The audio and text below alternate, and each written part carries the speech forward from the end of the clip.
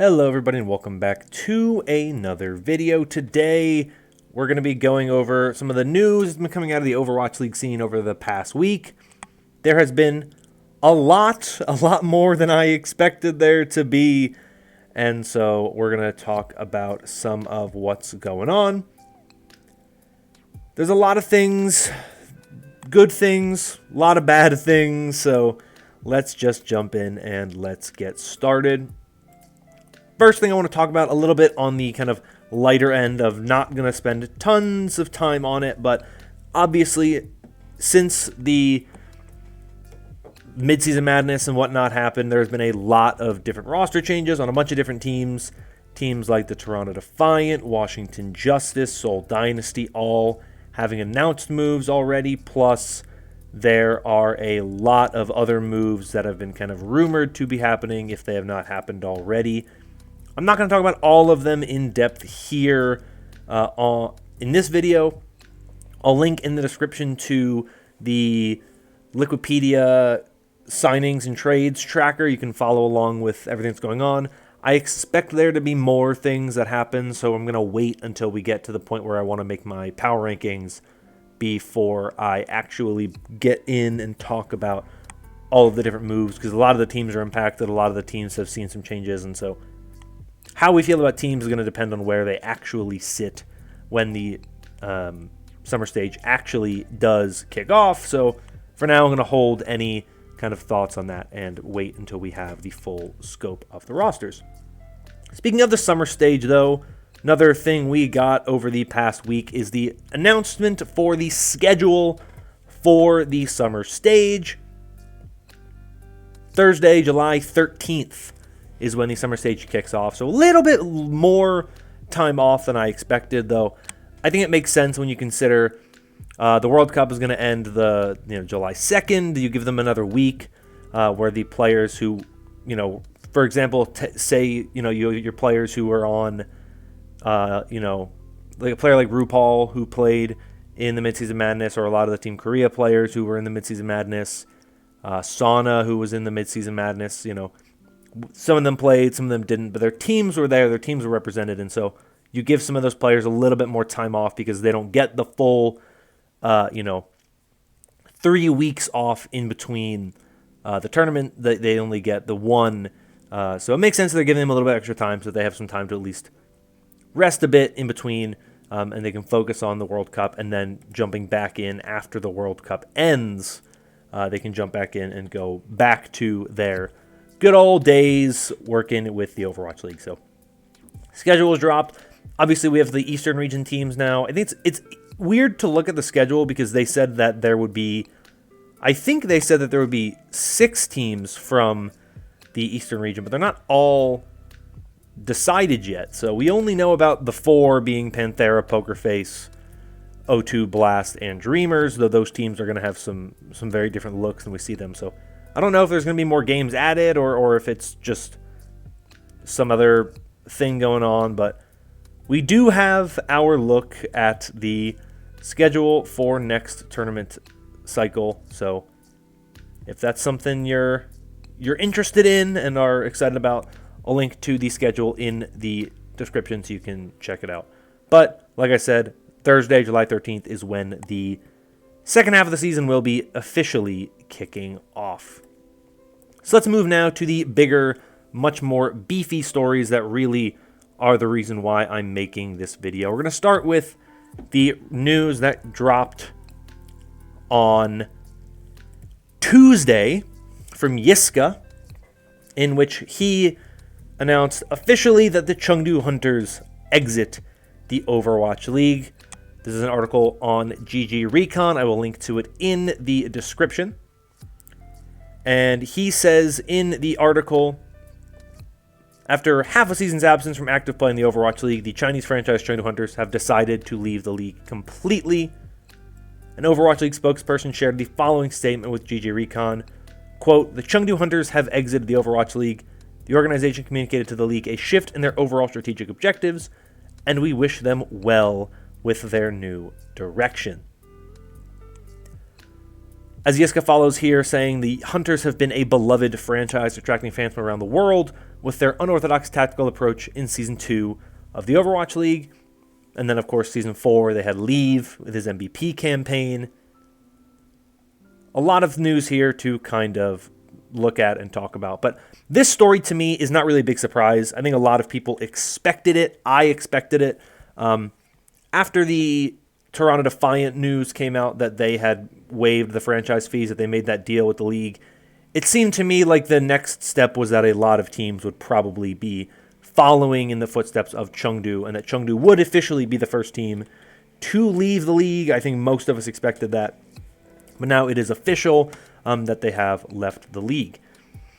This was followed by a statement by the Overwatch League where they tweeted out, Chengdu Hunters skins will no longer be on sale in the in-game league shop after July 6th at 11 a.m. Pacific. For players who have purchased the team skins prior to this date, they will remain available to equip. So the league now has an announcement. Yes, Hunters skins, they're gone. No more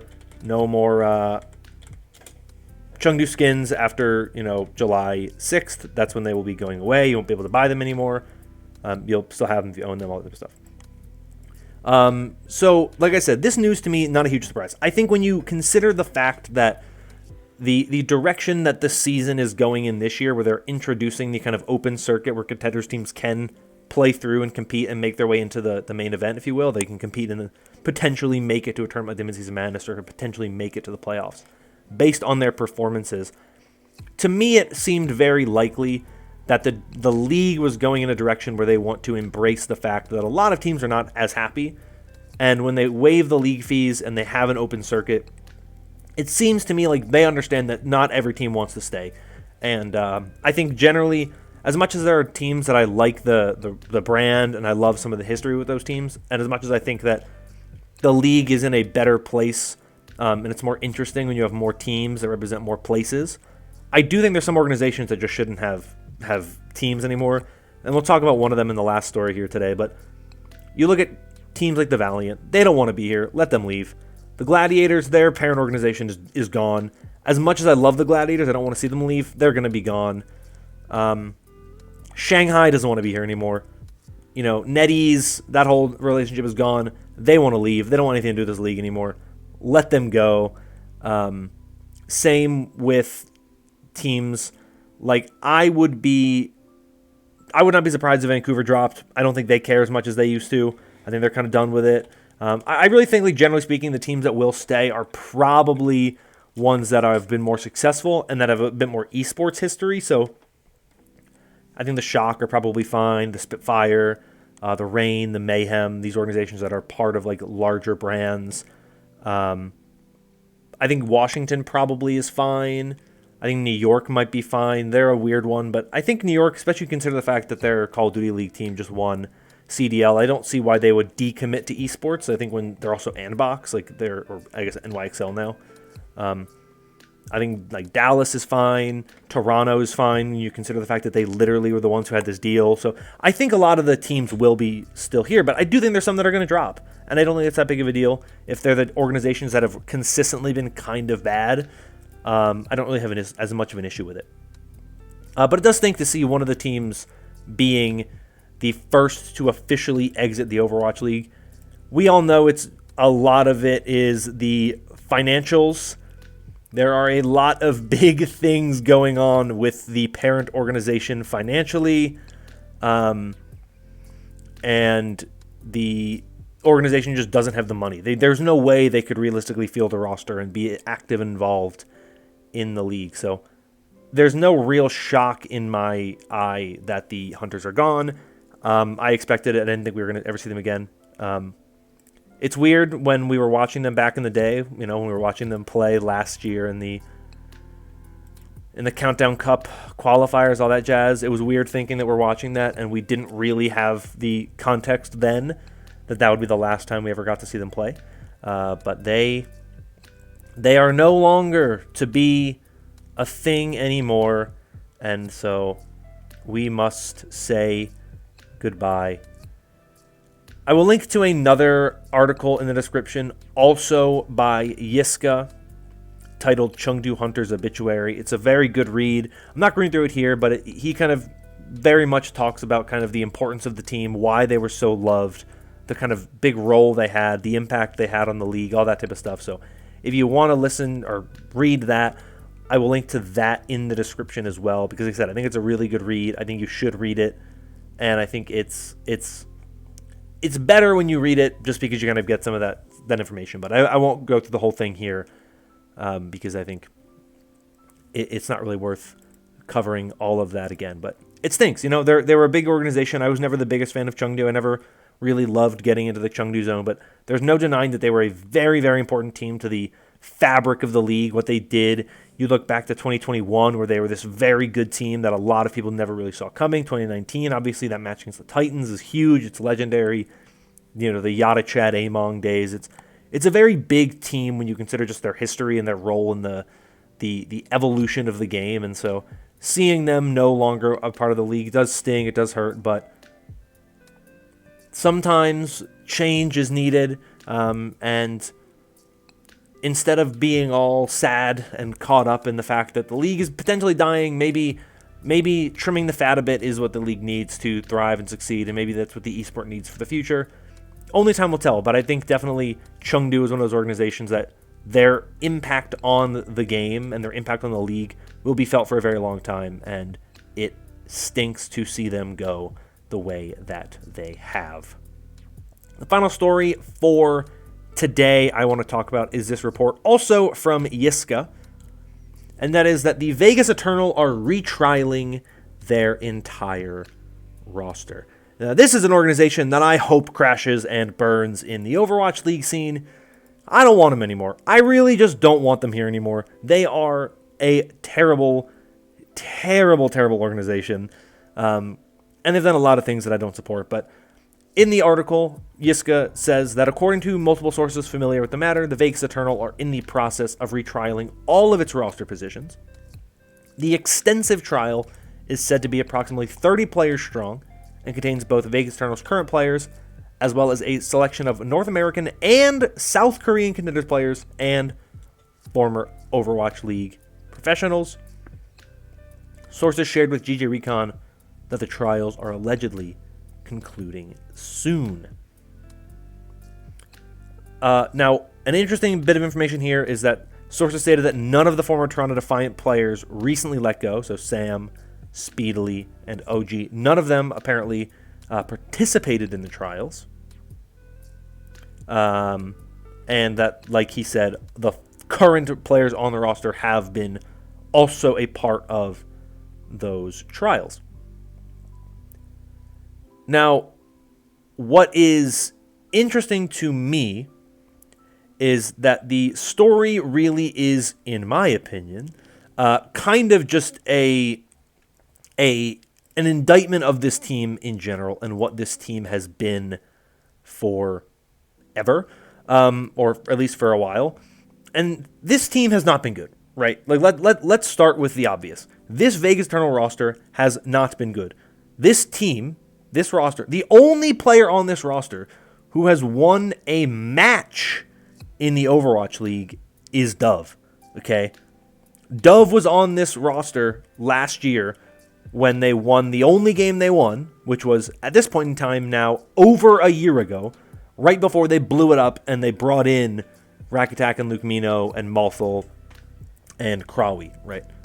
So he is the only player on this roster to have won a match in the Overwatch League. And this team this season has won a grand total of 1 map, 2 maps if you include the Pro-Am. So they have not been very good, right? So let's start with that point. This team has not been very good. I am not sitting here and saying that this team is doing too good for a retrial to happen. What I am saying is this team spent half of a year last year not winning a single game, and then you expected them with very minimal change to do any better than they were, and now you're just going to toss them to the wolves? Like, everybody knew this team was not going to be good. There's good pieces on this team.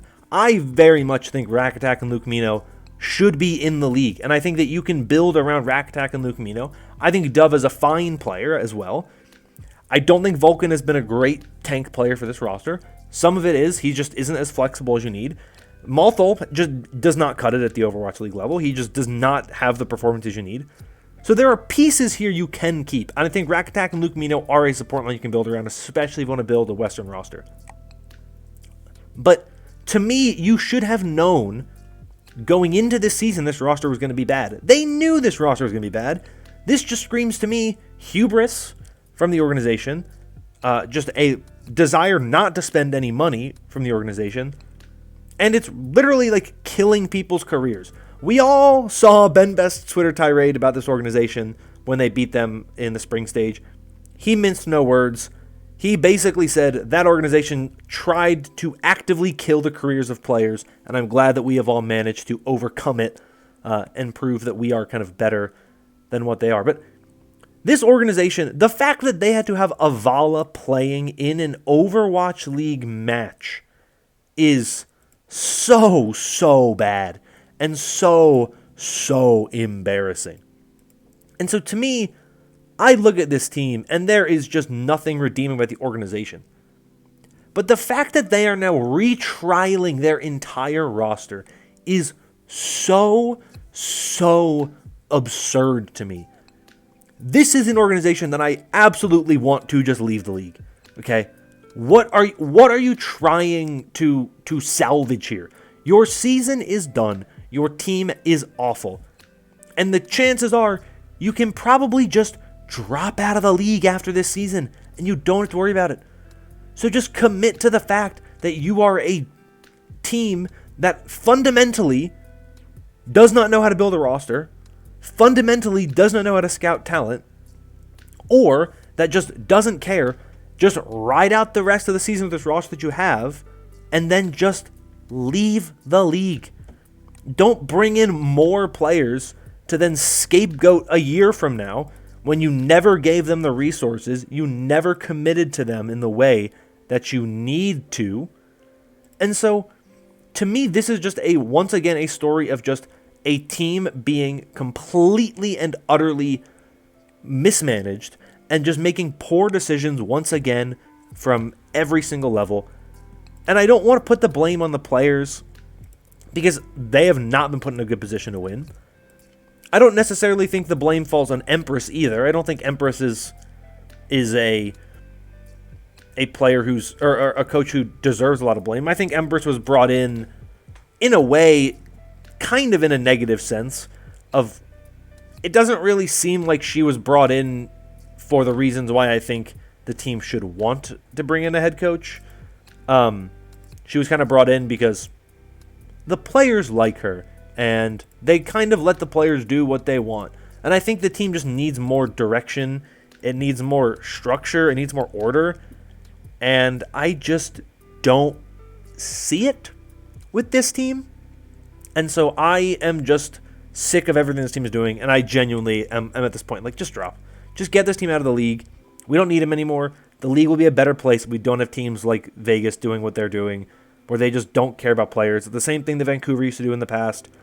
There were, people talking about Florida doing this in the past. Like, there has to be better communication and just better treatment of players. It's why I think players need more representation. I think they need to do a lot more to kind of protect themselves because the league has moved to a point where everything favors the teams. And I think the teams do need financial incentive and they do need the ability to get out of contracts because you think about some of those early contracts from back in 2018 that were just absurdly one-sided and player heavy where they could just literally sit on the bench for a year, rake in cash, play other games, and it didn't really work for the league in that way. But I just think you can't do what the league has been doing to the players and expect the league to have a really good future. And I think it hurts the league. I think it's bad for PR. I think it's a bad look. And I just think overall, teams like Vegas doing what they're doing, I think the league would be in a better place if we just didn't have teams like this involved in the league. But that is it for this video. Let me know your thoughts on any of the stories I talked about today. This Vegas one to me is very interesting, but also reminiscing on Chengdu and their history. Anything like that is welcome in the comments down below. And if you enjoyed this video and want more like it in the future, consider liking and subscribing. Sure, support does help out a lot with the channel. That's going to be all for me for today. Hope you're all staying safe and staying healthy. And until next time, bye-bye.